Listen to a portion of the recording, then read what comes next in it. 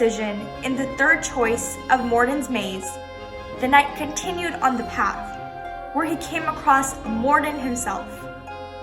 Mordin informed him of a rule change. The new rule is that a sign can be either incorrect or correct, but it cannot be both. And there is no limit to the number of incorrect or correct signs.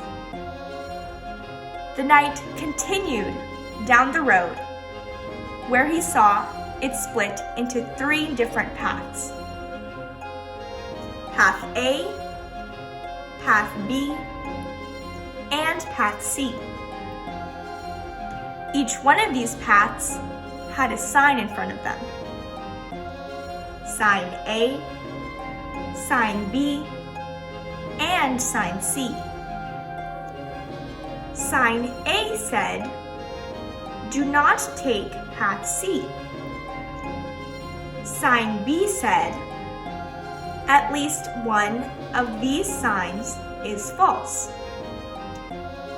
And sign C said, "If path A is not the path to take path B." So which path did the knight take? Let's take a look. Now, in order to understand this a little better, let's organize everything we know. And we can do that using this table. This row is for path A. This row is for path B. And this row is for path C. Now, in order for the knight to take path A, which of these signs have to be either incorrect or correct? Let's think about it. Starting with sign A. Sign A says, "Do not take path C." Well, we want to take path A. We do not want to take path C. So sign A has to be correct. Now, let's look at sign C. Sign C says, "If path A is not the path to take path B." In other words, if path A is the path to take, do not take path B. Well, that's what we want. We want to take path A. So sign C has to be correct, because if sign C was incorrect, it would say, "If path A is not the path to take, don't take path B." And this is not what we want. So, sign C has to be correct. Finally, let's look at sign B. Sign B says, "At least one of these signs is false." Well, if we look at sign A and sign C, we see that they're both correct. So, sign B is incorrect. But wait a minute. In this case, at least one of these signs is now false. So that means sign B is correct. Notice what happened here.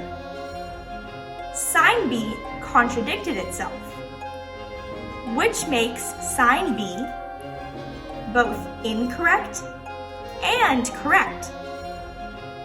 And this breaks the rule. So path A is not the path that the knight took.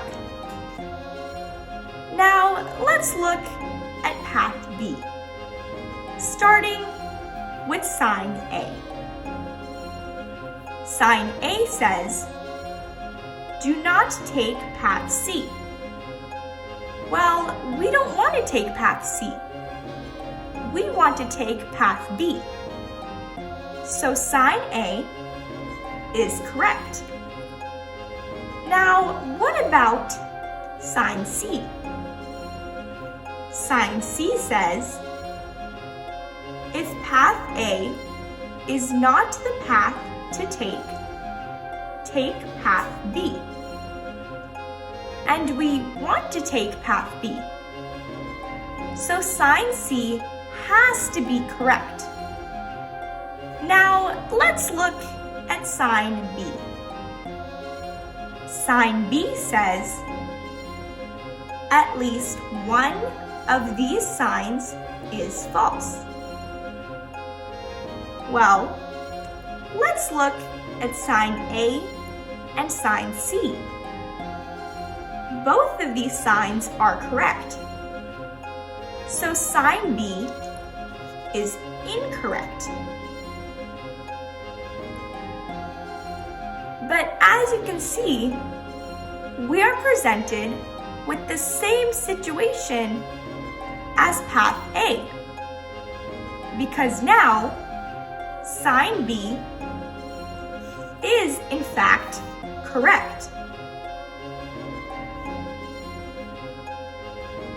This presents a contradiction, since sign B is both incorrect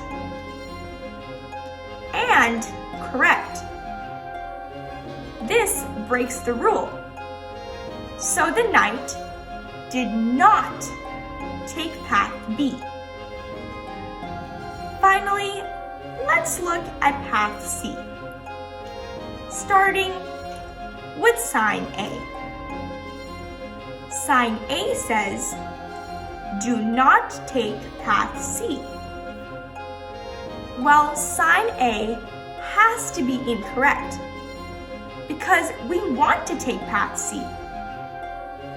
If sign A was incorrect, it would say,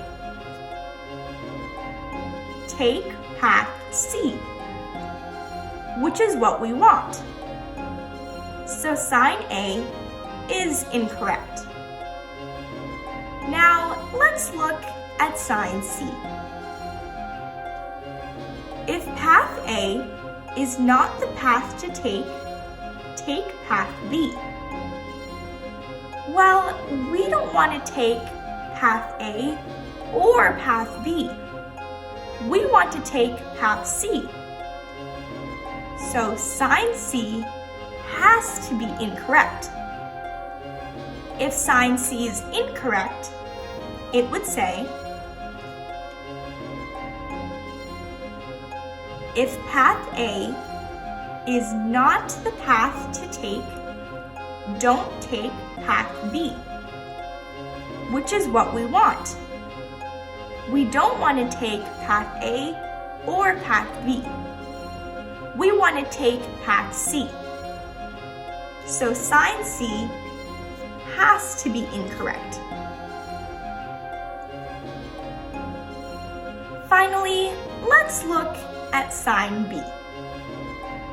Sign B says, at least one of these signs is false.